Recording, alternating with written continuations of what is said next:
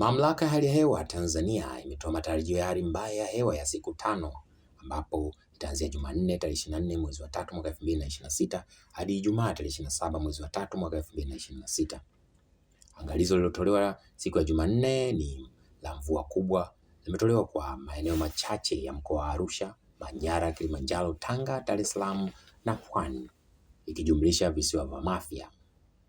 Mikoa mingine ni Morogoro, Kigoma, Katavi, Tabora na Rukwa pamoja na visiwa vya Unguja na Pemba, ambapo athari zitakazojitokeza kutokana na mvua hiyo ni baadhi ya makazi kuzungukwa na maji, hivyo tahadhari inatakiwa ichukuliwe. Pia mamlaka hiyo imeeleza kwamba siku ya Jumatano tarehe 25 mwezi wa 3 mwaka 2026, angalizo la mvua kubwa limetolewa kwa maeneo machache ya mikoa ya Kagera, Geita, Mwanza, Shinyanga, Kigoma, Katavi na Tabora. Pia tahadhari zinazoweza kujitokeza ni baadhi ya makazi kuzungukwa na maji, hivyo mnatakiwa mzingatie tahadhari kutokana na mvua hizo kubwa. Hii ni Panorama TV, endelea kusubscribe, kulike, kucomment katika social media zetu.